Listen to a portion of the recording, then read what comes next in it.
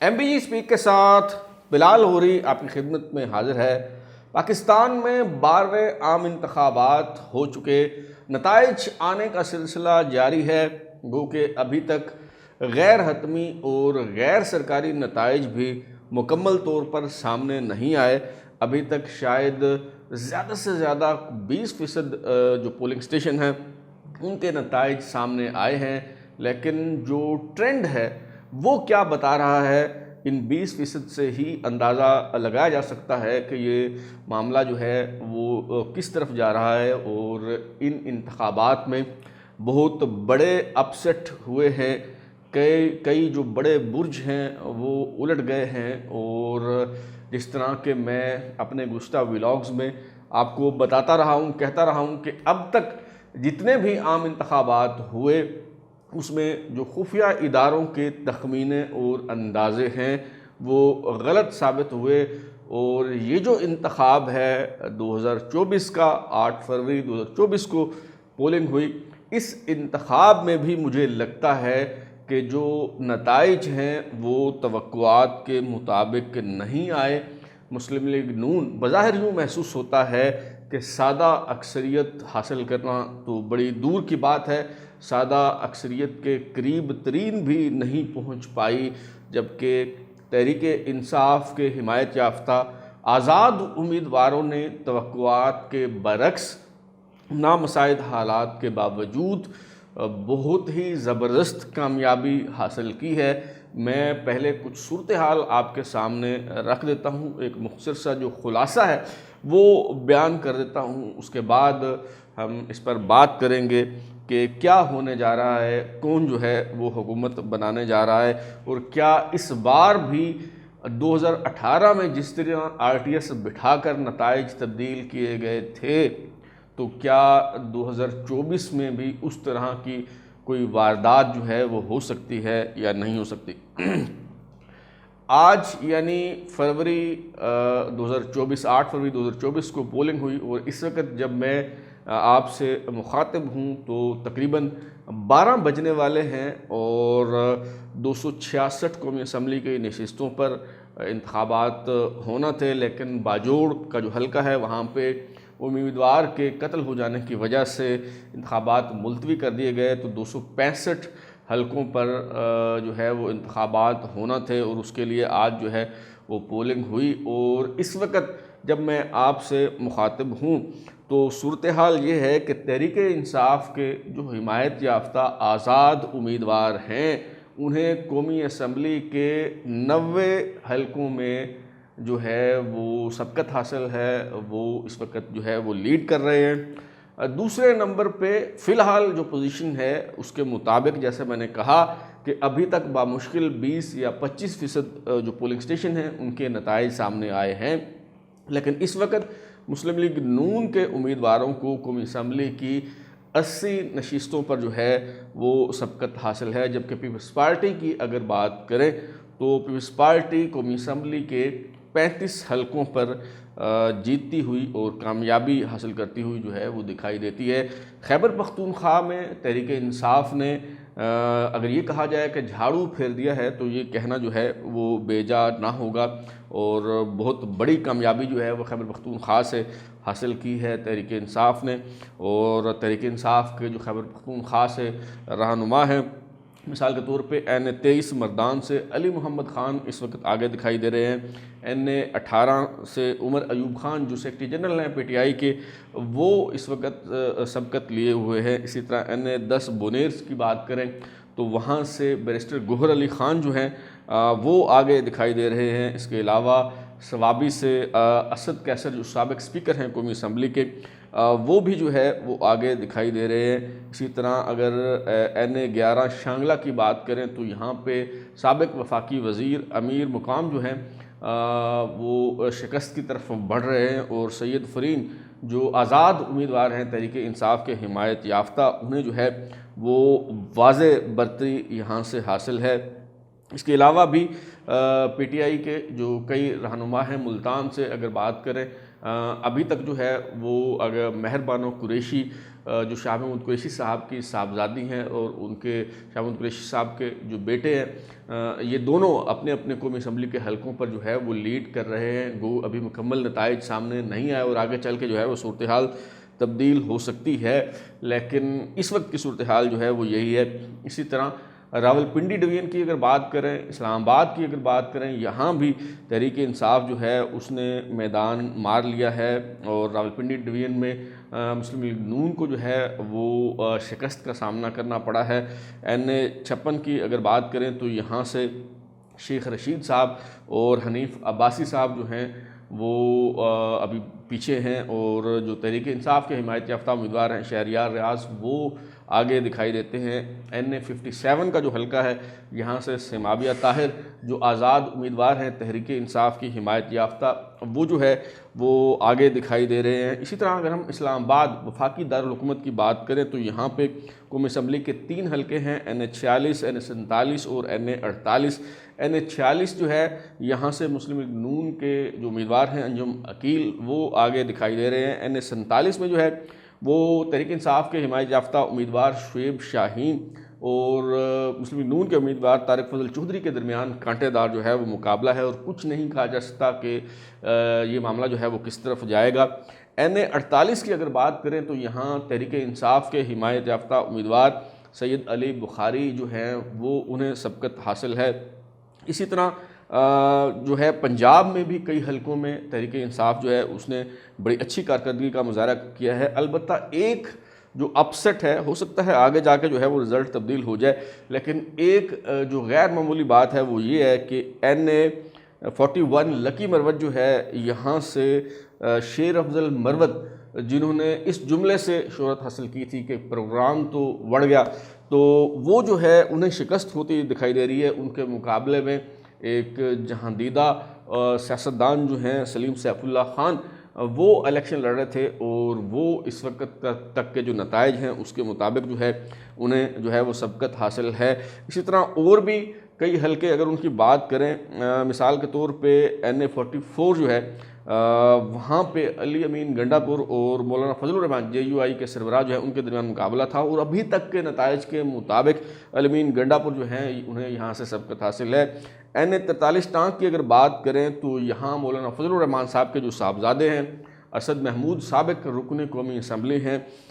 वो इलेक्शन लड़ रहे हैं और उनके और तहरीक इंसाफ के हिमायत याफ्ता आज़ाद उम्मीदवार दावर खान कुंडी के दरमियान यहाँ पर मुकाबला है। लेकिन अभी तक के जो नताइज हैं उनके मुताबिक दावर खान कुंडी जो हैं उन्हें यहाँ से जो है वो सबकत हासिल है।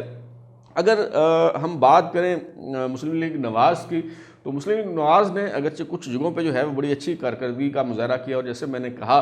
कि इस वक्त तक कौमी असम्बली की कम से कम 80 नशिस्तें ऐसी हैं जिस पे मुस्लिम लीग नून के उम्मीदवारों को जो है वो सबकत हासिल है। और मुस्लिम लीग नून का जो गढ़ है लाहौर, उसकी अगर हम बात करें तो यहाँ कौमी असम्बली की 14 नशिस्तें हैं और इन 14 नशिस्तों में से 9 नशिस्तें जो हैं वो इस वक्त मुस्लिम लीग नून जो है उस पर कामयाब होती दिखाई दे रही है। अगर हम बात करें NA-117 की, जहाँ पे मुस्लिम लीग नवाज़ ने अपना उम्मीदवार खड़ा नहीं किया क्योंकि तहरीक इस्तेहकाम पार्टी के साथ सीट एडजस्टमेंट हुई थी, तो यहाँ से जो तहरीक इस्तेहकाम पार्टी के उम्मीदवार हैं अब्दुल अलीम खान, उन्हें यहाँ से इस वक्त तक के नताइज के मुताबिक सबकत हासिल है, वो कामयाब होते दिखाई दे रहे हैं। NA-118 की बात करें तो हमज़ा शहबाज शरीफ का मुकाबला है यहाँ पे आलिया हमज़ा के साथ और अभी तक के नताइज के मुताबिक हमज़ा शहबाज शरीफ जो हैं वो यहाँ से बआसानी कामयाबी हासिल करते दिखाई दे रहे हैं। NA-119 की बात करें तो यहाँ मरीम नवाज़ शरीफ साहबा जो है वो इलेक्शन लड़ रही हैं। यहाँ भी जो है वो अभी तक मरीम नवाज़ साहबा को जो है वो वाज़ेह सबकत हासिल है। NA-120 की बात करें तो सरदार अयाज सादिक साहब को अब तक के नताइज के मुताबिक जो है वो सबकत हासिल है। NA-121 लाहौर की बात करें तो शेख रुहेल असगर जो हैं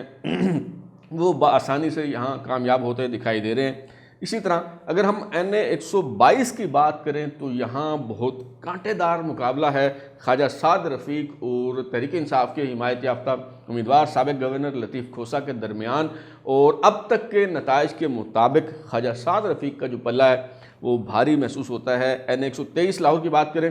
तो शहबाज शरीफ साहब जो हैं उन्हें अब तक के नताइज के मुताबिक वाज़ेह सबकत हासिल है। N124 की बात करें तो राना मुबशर इकबाल यहाँ से जो है वो मुस्लिम लीग नवाज़ के उम्मीदवार हैं और यहाँ पे जो है वो मुकाबले की फ़िज़ा है, कुछ नहीं कहा जा सकता अभी कि कौन यहाँ से जीतेगा।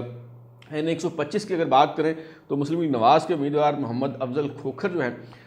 उन्हें यहाँ से वाज़ेह बरतरी हासिल है, वो जीतते हुए नज़र आ रहे हैं। N126 की बात करें तो यहाँ भी सैफुल मुलूक खोखर मुस्लिम लीग नवाज़ के उम्मीदवार हैं, लेकिन बहुत सख्त मुकाबला है, कुछ कहा नहीं जा सकता कि कौन यहाँ से जो है वो कामयाब होगा। N127 की अगर हम बात करें तो यहाँ एक बड़ा अपसेट तो ज़रूर हुआ है, लेकिन ये मेरे ख्याल में गैर मुतवक्के हरगिज़ नहीं था। यहाँ पे पीपल्स पार्टी के जो चेयरमैन हैं बिलावल भुट्टो जरदारी, वो इलेक्शन लड़ रहे हैं अताउल्लाह तारड़ के मुकाबले में हैं और अब तक के नताइज के मुताबिक बिलावल भुट्टो जरदारी को जो है वो बहुत वाज़ेह सबकत इस हल्के में जो है वो हासिल है। N128 की अगर बात करें तो यहाँ से तहरीक इंसाफ के उम्मीदवार सलमान अकरम राजा जो हैं उन्हें सबकत हासिल है अब तक के नताइज के मुताबिक। N129 की बात करें तो यहाँ मुस्लिम लीग नवाज़ के उम्मीदवार हाफिज़ मोहम्मद नोवान का मुकाबला एक जहांदीदा और पुराने सियासतदान के साथ है और उनका नाम है मियाँ अज़हर, जो साबिक गवर्नर हैं और हम्माद अज़हर के जो तहरीक इंसाफ के रहनुमा और साबिक वफाकी वज़ीर हैं, उनके ये वालिद हैं। तो यहाँ पे अभी तक हाफिज़ मोहम्मद नोमान जो है वो जीतते हुए महसूस हो रहे हैं और मियाँ अज़हर जो है उन्हें शिकस्त होती दिखाई दे रही है। N130 की बात करें तो यहाँ मुस्लिम लीग नवाज़ के कायद ताहयात कायद मियाँ नवाज़ शरीफ का मुकाबला है तहरीक इंसाफ की डॉक्टर यास्मीन राशिद साहिबा से।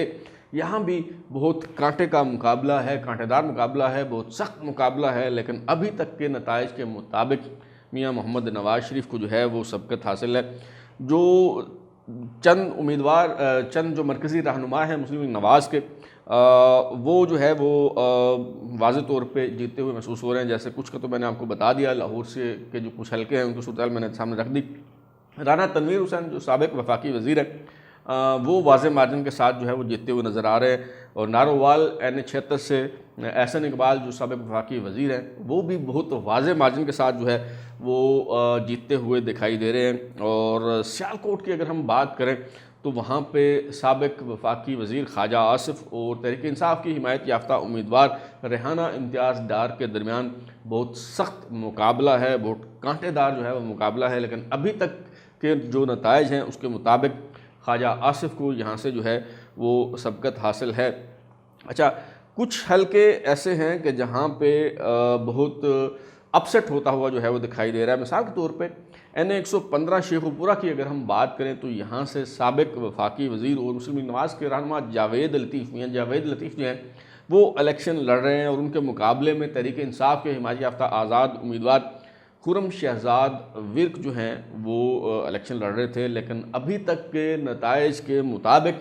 मियाँ जावेद लतीफ़ को यहाँ से शिकस्त हो रही है और खुरम शहजाद विर्क जो है वो वाज़ेह मार्जिन के साथ यहाँ से जीतते हुए जो है वो नज़र आ रहे हैं। इस तरह एक और दिलचस्प मुकाबला जो है वो N75 नारोवाल में था, जहाँ पे साबिक वफाकी वज़ीर दानियाल अज़ीज़ को जो है मुस्लिम लीग नवाज़ ने टिकट नहीं दिया था, वो नाराज़ हो गए और आज़ाद हैसियत में उन्होंने वहाँ से इलेक्शन लड़ा। उनके मुकाबले में मुस्लिम लीग नवाज़ ने टिकट दिया था अनवारुल हक चौधरी साहब को और इन दोनों के दरमियान अच्छे मुकाबले की तवक्को तो थी, लेकिन दानियाल अज़ीज़ साहब जो हैं उन्होंने बहुत पीछे छोड़ दिया है अनवारुल हक चौधरी को। और अगर यहाँ से अनवारुल हक चौधरी जीत जाते हैं तो ये बहुत बड़ा जो है वो अपसेट होगा, क्योंकि बहुत वाज़ेह मार्जिन इन दोनों के दरमियान जो है वो दिखाई दे रहा है और अभी तक दानियाल अज़ीज़ को बहुत बड़ी लीड और सबकत जो है वो यहाँ से हासिल है। तो कहने का मतलब ये है कि जितने भी आज़ाद उम्मीदवार